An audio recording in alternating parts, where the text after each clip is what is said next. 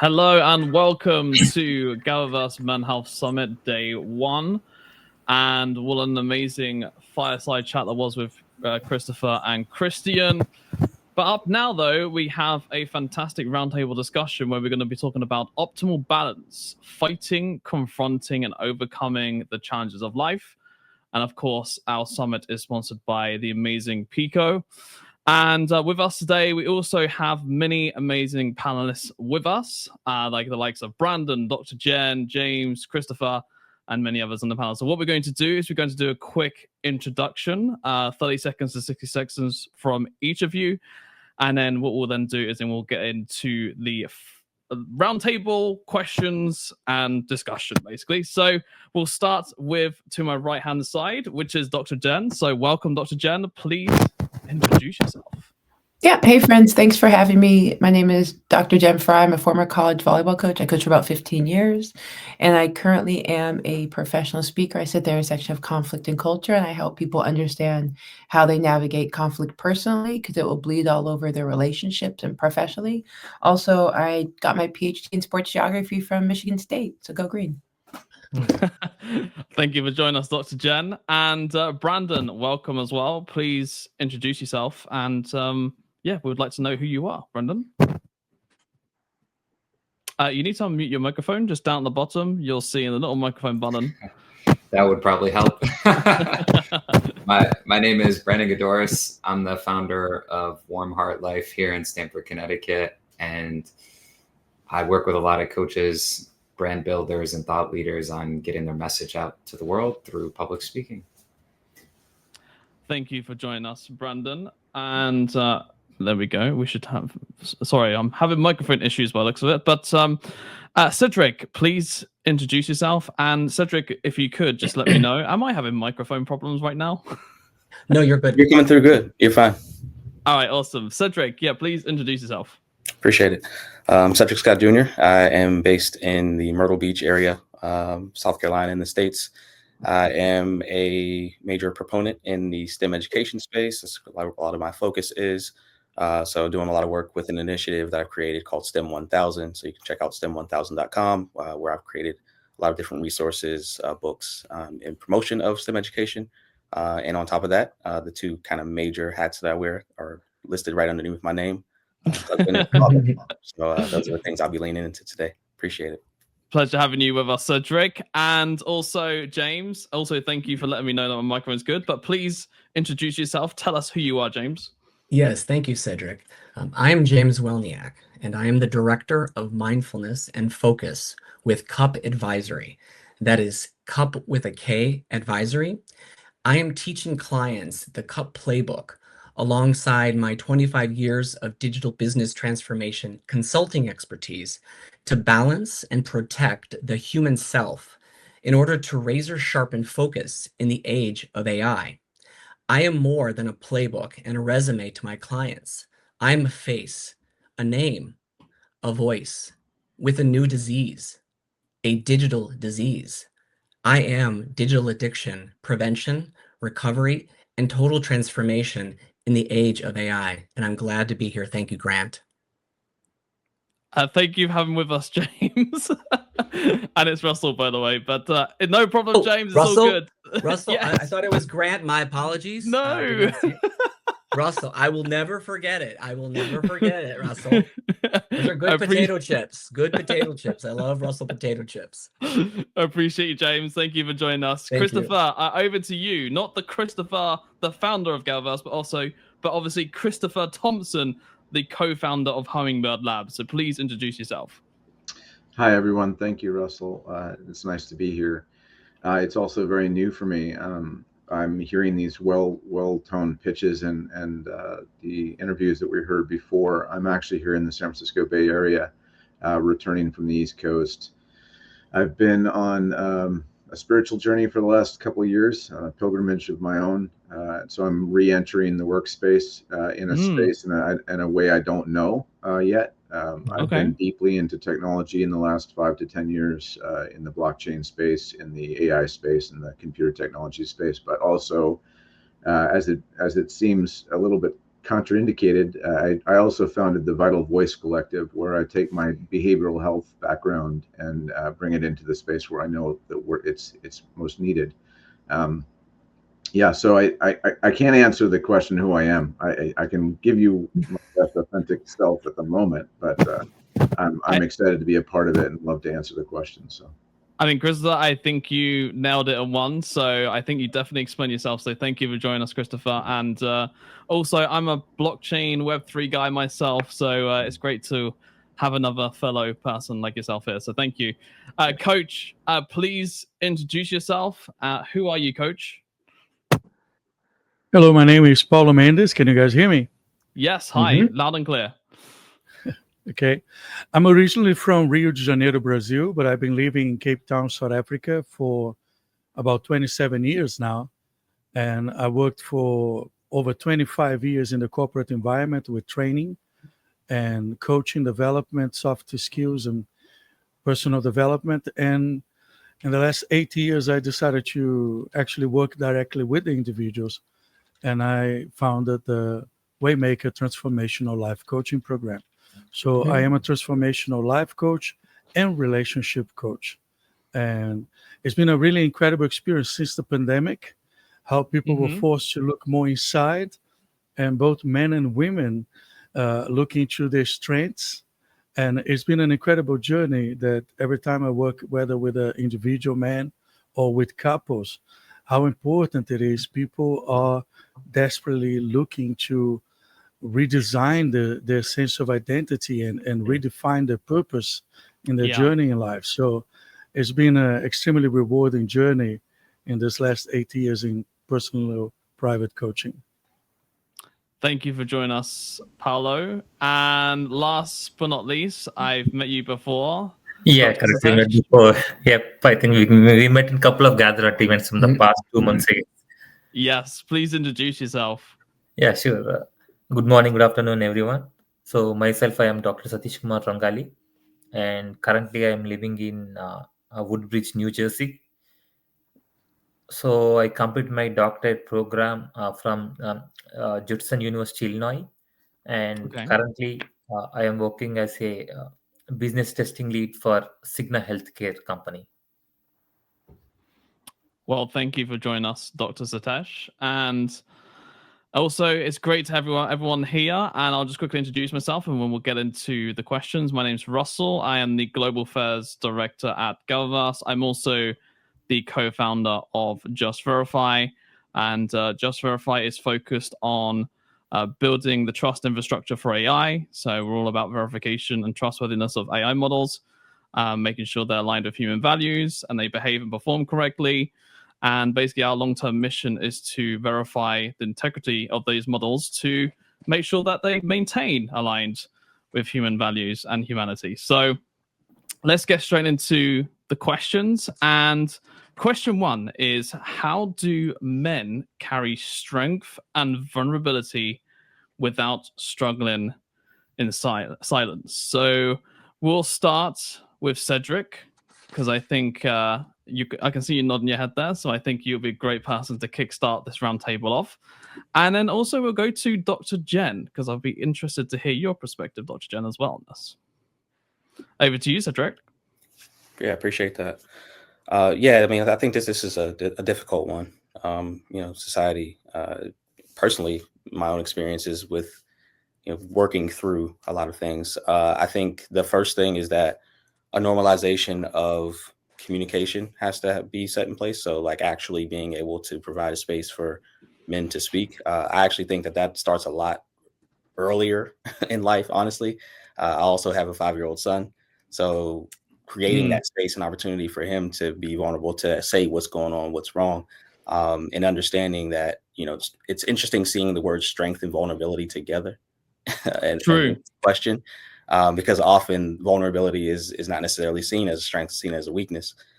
Whereas I think the thing that has really helped me and what I think has been most beneficial and would be likely beneficial to anybody listening is, number one, seek community wherever you can. It's great to, of course, build with other men in space to open up that environment. Whereas if you don't have that, person in your family or what have you.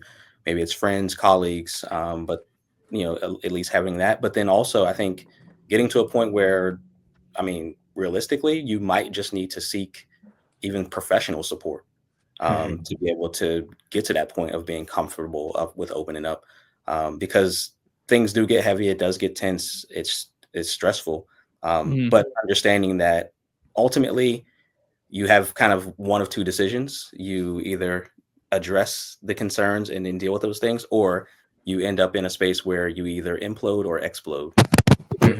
Is beneficial for anybody. That is very true. Dr. Jen, do you agree with everything Cedric just said, or do you have potentially a different perspective on what we're discussing?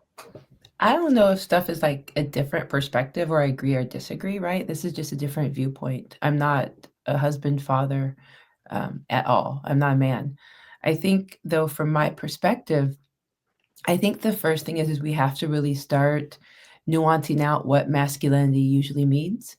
Because what tends to happen is that masculinity is where men don't show emotions, they don't show vulnerability, they don't show weakness, they don't show emotion, they don't show any of that. And so a point I would add with Cedric is when we're talking about kids, we talk to these little boys and tell them, don't cry, you're big and strong, don't show emotions, don't show weakness. So we're teaching them at a young age where we're telling young boys to not show any of this stuff, but it's 100% allowed to with girls. So then what tends to happen is that boys start to connect any emotion with being female and girls. And so it's like, you don't want to be like a little girl, don't show that emotion. So then we negatively have people thinking about emotion connected to women versus it being an aspect of being a human. So I think that's the first part about it. I think the next part about it is that men have to be willing to talk to other men about these things. There's a video going around of a guy who moved to New York for his girlfriend, and his guy friends are like, I didn't even know her name.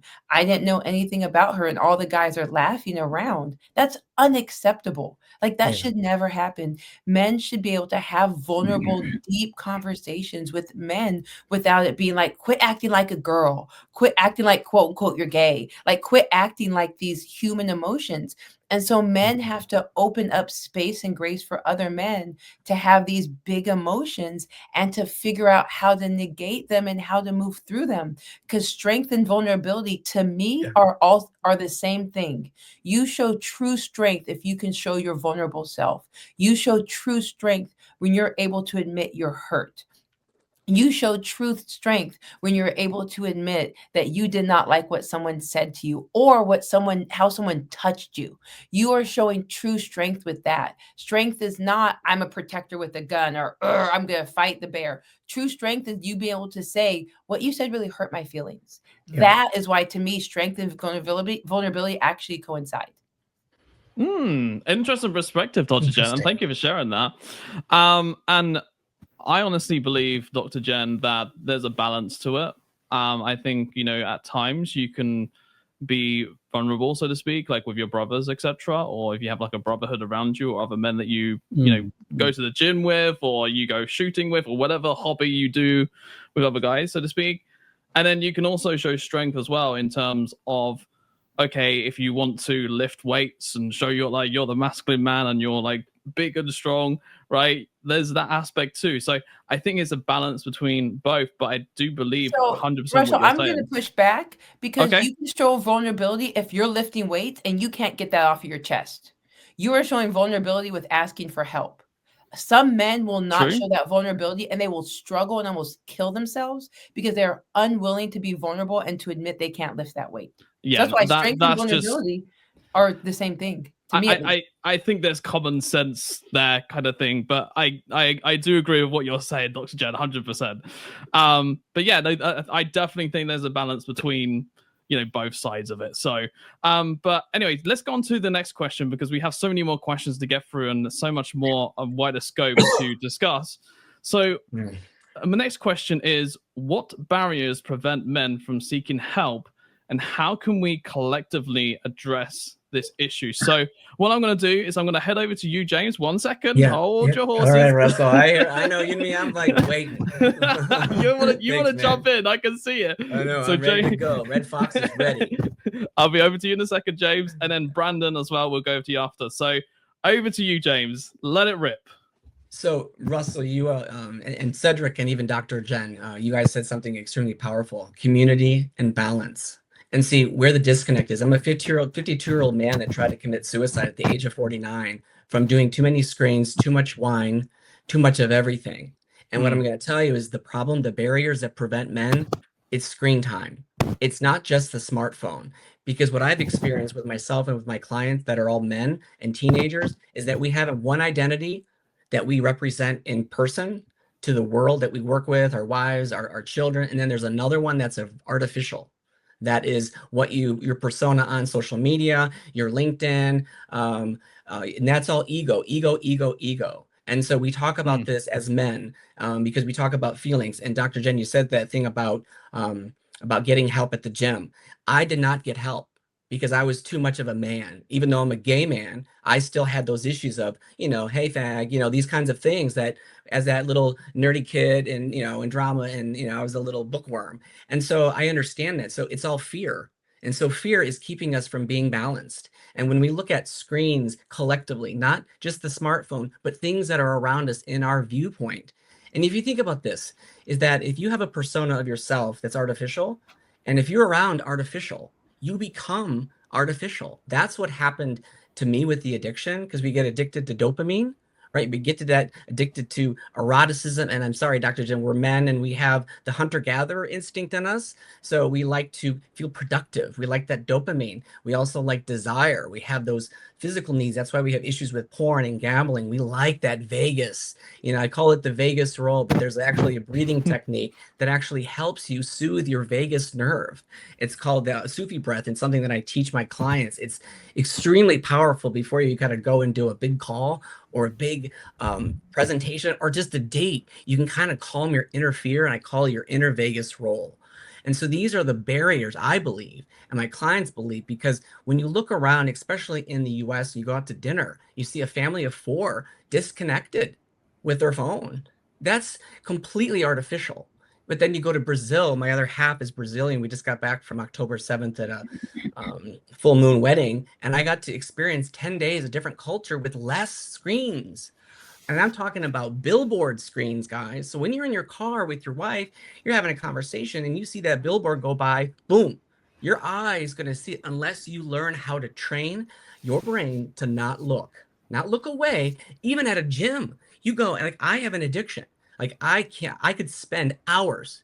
I was that guy in consulting that would sit on my toilet working by choice, but it was because I was a man and I wanted to feel productive, because that made me feel powerful, right?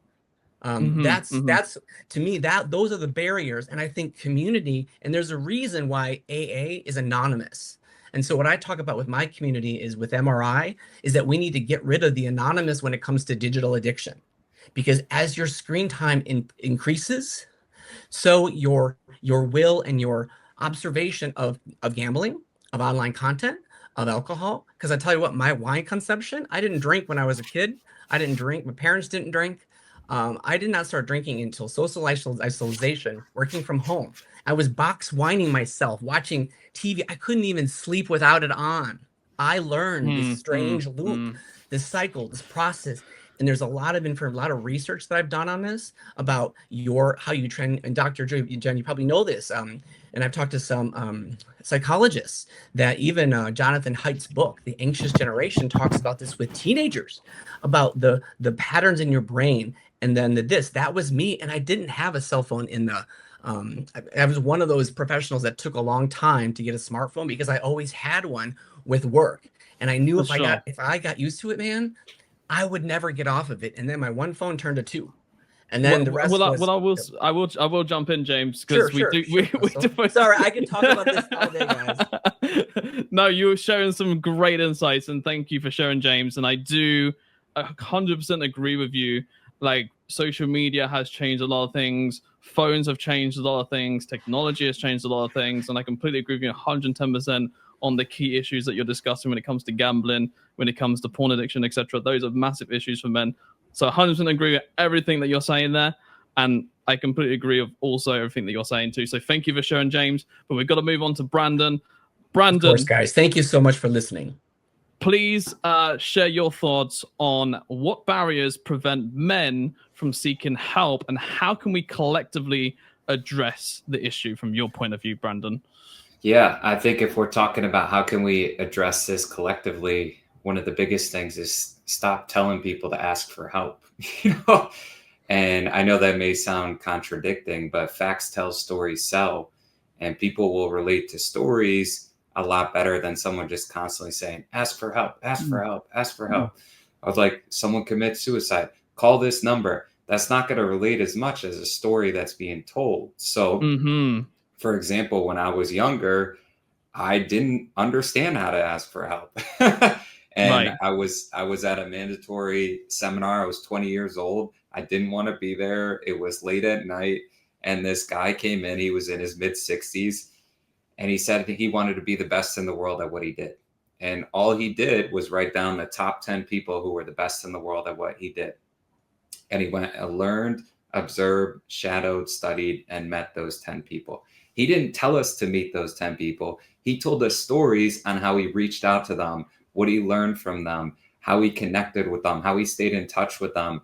And that made me understand, if I want to get to point B from where I am now, I got to ask for help. He didn't tell me to ask for help. So what did I do? I was so inspired by the stories he shared that I wrote down my top 10 lists. 3 weeks later, I got to meet the number 3 guy on my list. He told me everything to do to be successful in my field. And then at 26, I was voted top 50 in America, the youngest person on that list. And I was on the same list as the guy who gave me the advice 6 years prior. So I never told people to ask for help there. I shared a story about how I was inspired to start reaching out to the people who could guide me in the right direction.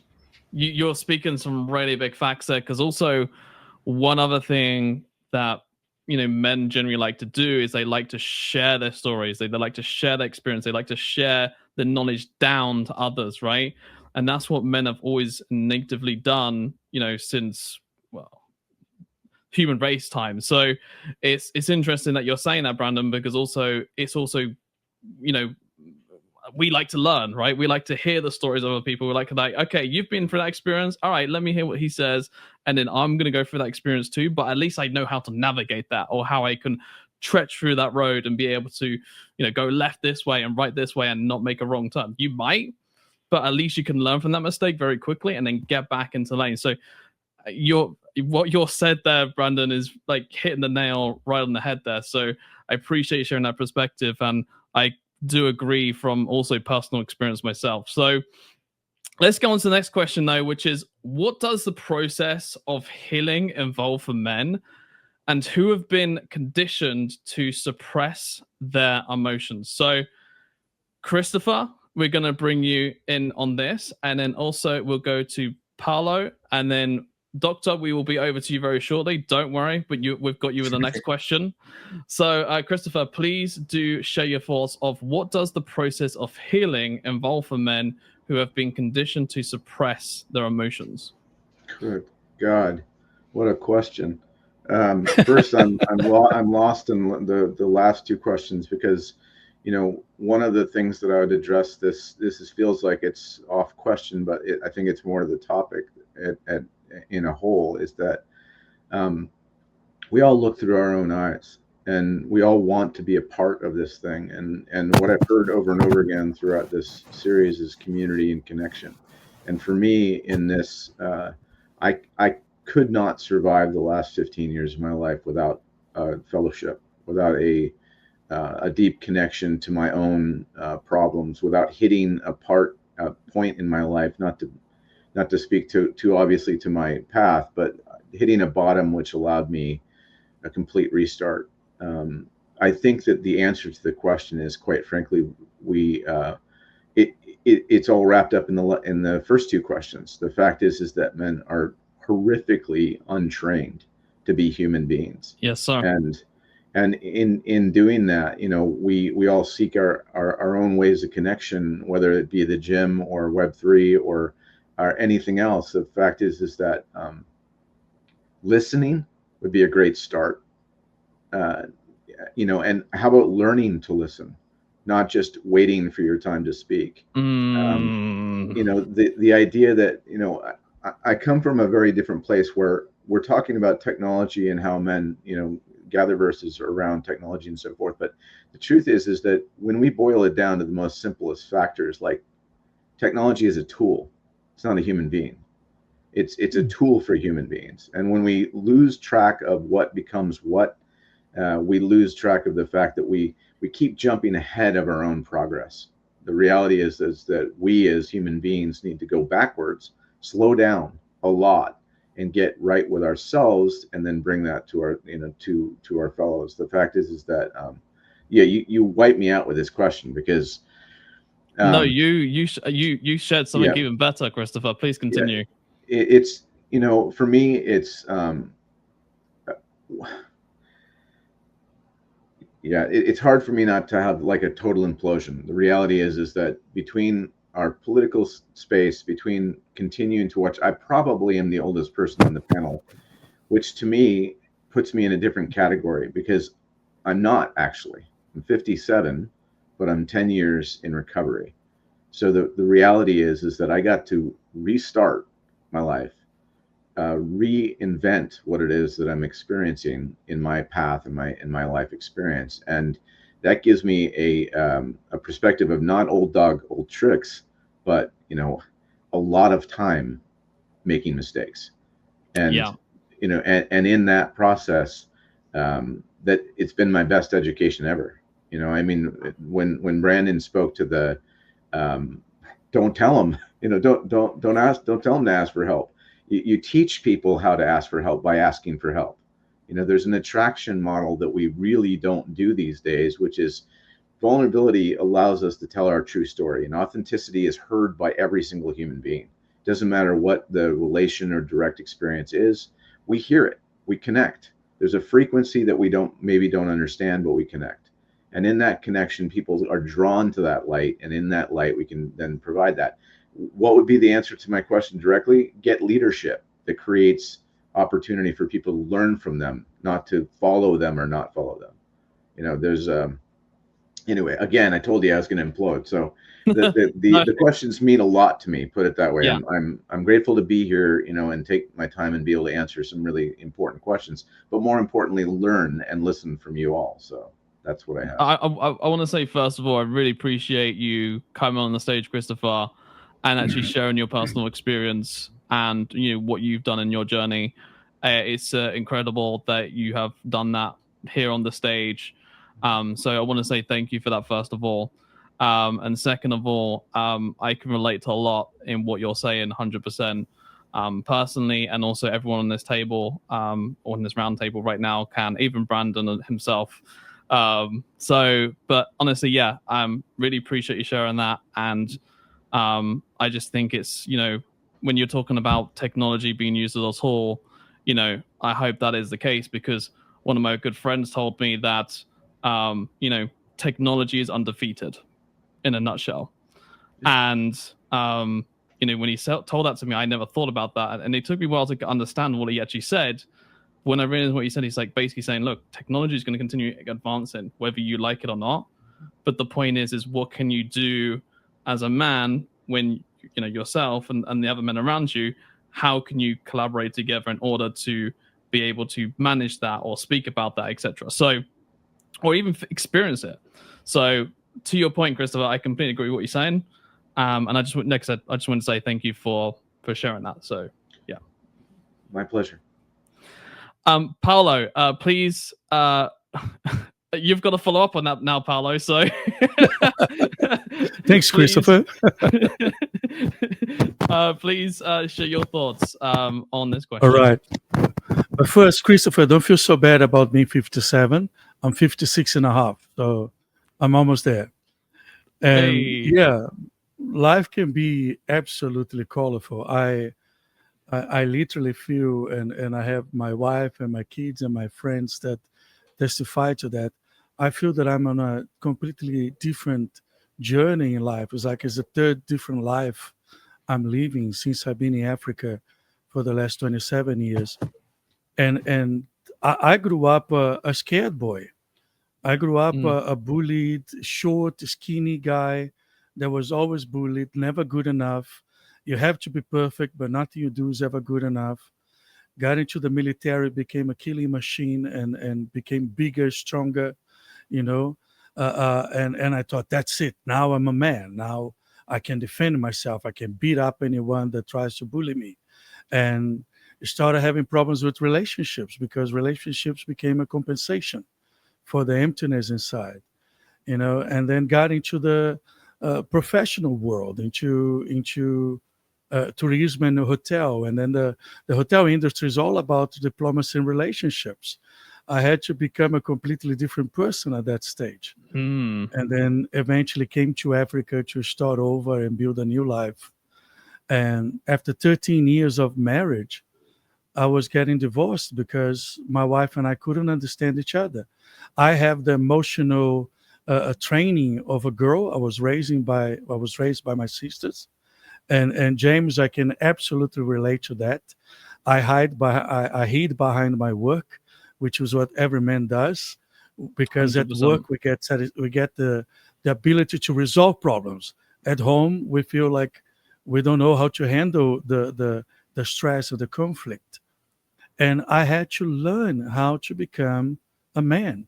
Like Dr. Jen was saying, what does it mean to be masculine? What does it mean to be a man? And like Cedric mentioned also in terms of, learning to be a husband, learning to be a father, I had to first learn to be a man. And just to touch back with Brandon, I literally invested on seminars and personal development books and programs where I received great advice. And just so interesting, this afternoon I was watching something from Jack Ma. You guys know Jack Ma, the Chinese mogul. Unfortunately not. Isn't he the founder of Alibaba? Yes, yes, he is. Yes. Yeah. So I was watching a seminar presentation from him, and he was saying, we men tend to want to be the smartest guy. We compete on who has, the better answer, the most smart idea. And a machine can replace us with the smart ideas. But if you are wiser, and that comes from storytelling, that comes from sharing experience, that comes from learning from each other, that comes from community, and having somebody that will hold you accountable in your development and in your growth. So I was very blessed to have two great friends in the last 10 years that hold me accountable to become the best version of myself, to open up and be authentic, to be transparent. So more than just having a community, having somebody that is not just a friend for a beer and a braai or a barbecue. In South Africa, we call braai. In America, barbecue. In Brazil, James, I'm from Brazil, we call churrasco. I don't know if you heard that expression. Awesome. Well, you know what, And Paulo, I was going to say, and Guy, you guys are not the only ones in the 50s. I'm 52. So we have community right here. 73. There you go. There you There's go. three of you. Community right here. Sorry. So it's great to have community, but more than just having somebody you can blow out steam with and talk and resolve all the issues in the world while you're having a drink. But the next morning, were you held accountable? Do you have somebody that in the military we would say, do they have your six? Do they have your back? Do they demand better from you while they support you in your skills and they support you in your challenges, where you can be vulnerable from a perspective of being authentic? I want to be a little bit better every day. Perfection is not the goal. Growth is. I'm going to have to jump in, Paulo, and I appreciate you sharing that. And there was so much said there, so much said from Christopher. I mean, there's just so much going on right now. So, Paulo, I really appreciate you being on the stage with us. Thank you so much for sharing with us as well. Pleasure. But we need to get round to more questions. So, there question you go. 5. Let's go. Question 5. How can men bounce back when life hits harder than expected. Paolo has shared, Christopher has shared, but Dr. Satesh, not necessarily maybe your life story, so to speak, but in a nutshell, so to speak, how can men bounce back when life hits harder than expected from your point of view, my friend? So this will be critical for most of the men, because life will become mostly overwhelming for men, and they need to bounce back. First, what they need to do is they need to accept the reality of the situation, what is happening. And one thing they should do is like, they should not disappointment, or they should not fear, or they should not frustrate because of the experiences that are getting in. Because I saw one of the news earlier, like today is different, today is difficult, tomorrow is much more difficult, and day after tomorrow will be happy. So I just got some good quote from one of the people. So for those kind of things, we should be, everything is a learning for everyone. If some days might be bad, some days might be good. So we need to get into some kind of isolation where we can have certain amount of supportive people around. I agree. We need to set some goals on our side as well to raise the confidence, and we need to distract ourselves from different situations. And we need to change the routines, basically by doing the physical and emotional health as well, because that is very important for a man. And based on the challenges, right, everyone will have challenges every time, so everyone needs to become, uh, they need to overcome all these different kind of difficulties. So this may require more time, but we should not take any kind of pressure. And with kind of more support, right, and self compassion, men can rise more on the hardest setbacks as well, whatever they fall in. I agree, Dr. Sajesh, and I would just add as well, learning from your experiences, as in if you've made a mistake or if something's happened, or something. Let's say your business has failed. I'm sure Brandon's had that. I've had that. I mean, I'm sure all of us have had that at some point. Bouncing back is learning from what you did wrong, learning from that, and then improving on that and making sure that you don't make those same mistakes again. And then the second thing I will say as well is definitely mentors are fantastic, advisors are fantastic, and also meditation too. If you need to have clear your mind, as I like to say, meditation is a fantastic way to do that. And it also helped me a lot in the past too. So I completely agree with what you're saying, Dr. Sajesh, and those are some of the things which I think can help men bounce back harder than expected. And there's a lot of other things which I could add to that, but again, we have minimal time, so I want to get to the next question, which is, what helps a man to overcome challenges of life to peace? Very interesting question, because this is something that men generally do value, is peace of mind, right? We like to have peace. We like to sit in our not sit in our rooms, maybe not necessarily that, but sit at your computer, sit on your phone, get on with what work you want to do, or be able to focus on something that you want to build, whether that's chopping wood or whatever you want to do. So let's bring in sorry, where were we before? Because all the layout of people have changed now. That's it, Cedric. We were with you last time, so Cedric will bring into this conversation, and then Dr. Jen will go over to you after, because I'm very curious to hear your opinion. I really like your opinions, Dr. Jen, as well, so I'm very curious to hear what you have to say. But let's start with yourself, Cedric. What helps a man to overcome challenges of life to peace? I mean, I think that starts with a grounding. Whether that's you believe in God, higher power, you got to have something to lean into, right? I think there needs to be some type of belief, and then I mean, honestly, just kind of building even on what some of the previous speakers said. One of the things that we haven't explicitly said is therapy. Like, I want to name that, because when we talk about building community, we talk about dealing with challenges, addressing certain things, navigating, a lot of those tools you may not necessarily have for whatever reason, based on your upbringing or whatever, but you can access those, of course, in these different spaces, right? With a professional, with somebody who, knows better, even outside of your general circle, right? Like I have a great group of who I call brothers, but even within that, they don't necessarily have the same tools that my therapist has, right? To be able to offer me to navigate, a lot of these challenges and overcome.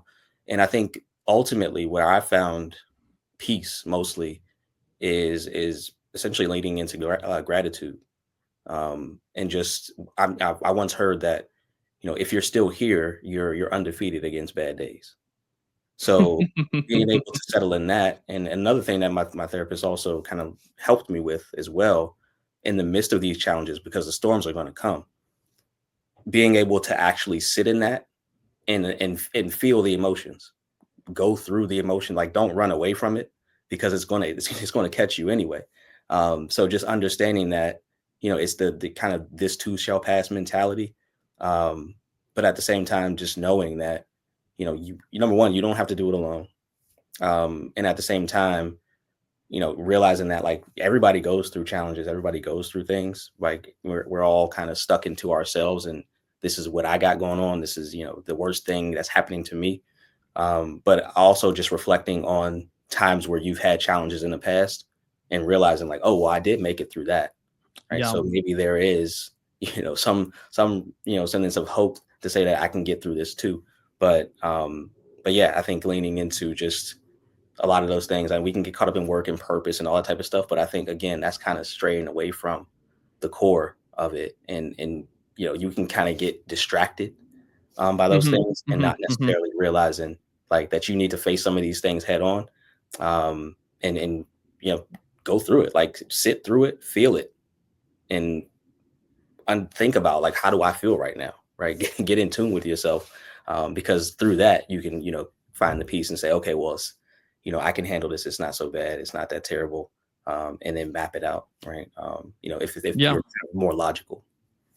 No, I do agree. Yeah. It's, I think there's many ways which men deal with things, for sure. And I think that's a great way to be able to deal with it, because, the last thing you want to be doing is bottling it up and then, lashing out, or, you go out and, I know some people like to drink, for example.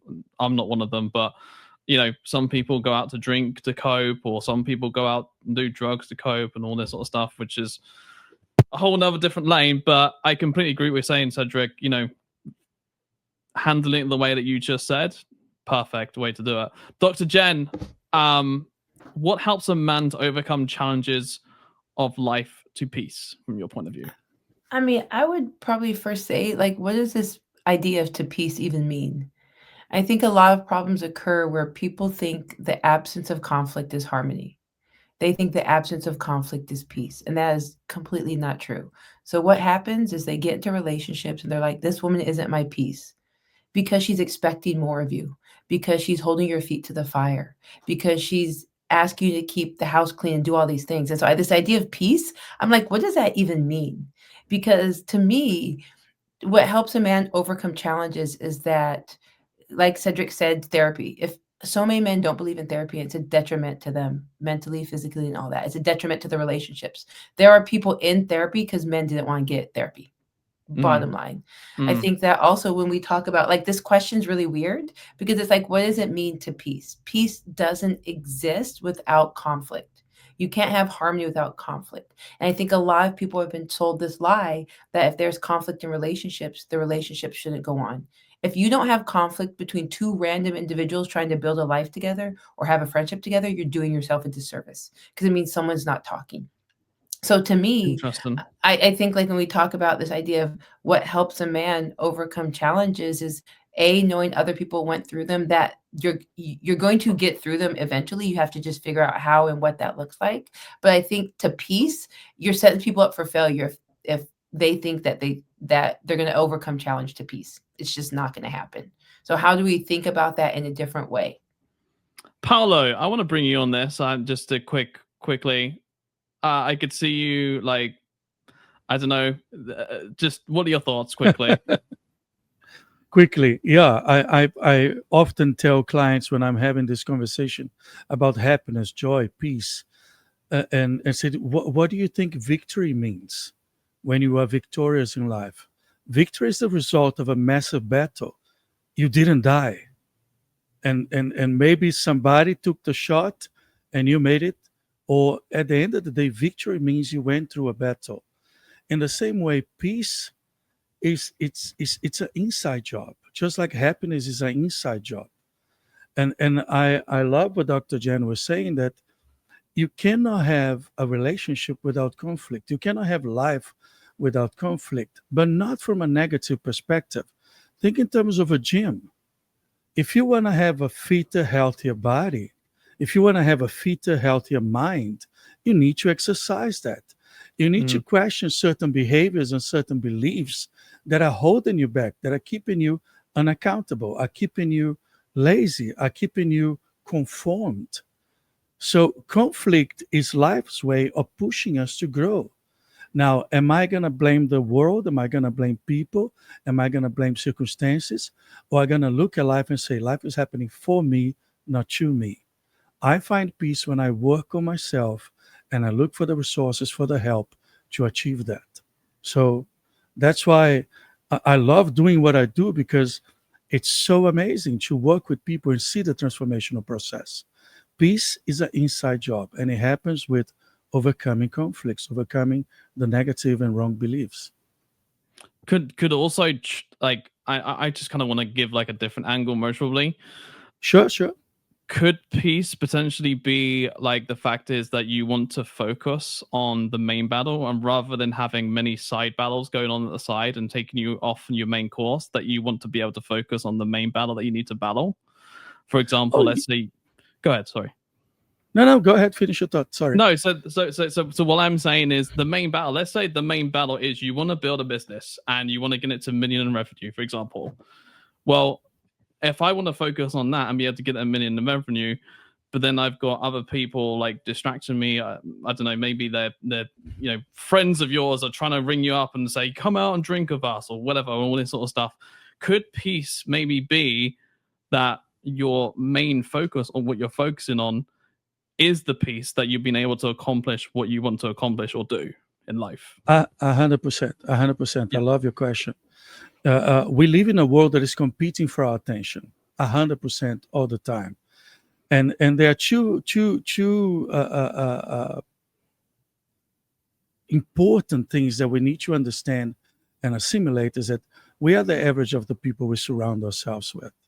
So am I in an environment that is toxic, in a sense that is keeping me under a critical perspective all the time? Or am I in an environment that is toxic from the perspective of it's never pushing me to grow, to focus? I just surround myself with people that keep me distracted from the life I don't want. Or do I have around me a group of people that push me towards achieving the goals I want? The second thing is keep the central thing central. We need to understand priorities. I deal with a lot of clients that they're trying to learn to manage life better. They want to manage personal and professional life better. There is no such a thing of balance between life and work. You are one person, just different hats. So you need to learn to prioritize better. What is that you want to achieve? And then put your energy on it and focus on it. So I agree with you 100%. Less distractions, trying to avoid life. Peace is achieved. And it's an old phrase back from philosophy, from Lacan, that says happiness is the realization of a job well done. Peace is when you know you're living on purpose. You're doing what you are called to do, and you're doing that. Doing well or not so well, it's a process. Like Cedric said, this too shall pass. We're going to learn. I've got to jump in, Paolo. I'm sorry, but we have literally run out of time. I'm sorry, guys. Thank you so much to each and every panelist on here. Make sure you go and follow them on LinkedIn and connect with them. It's been an amazing roundtable discussion. It's been so great. I did want to do one last question, which I wanted to get each of you involved, but we just literally, like I said, ran out of time. So thank you everyone for joining us. Christopher for your stories, Paolo for your stories, Dr. Jen for your inspiration, insights, Pleasure. Cedric for your experience. Thank you every one of you, James and also Dr. Sajesh. Thank you all of you. And that is it for this roundtable discussion. And up next, we're going to have our next roundtable discussion. And of course, the GatherVerse Health Summit is sponsored by Pico. And yeah, that's it. Over to you, GatherVerse team. See you later. Bye.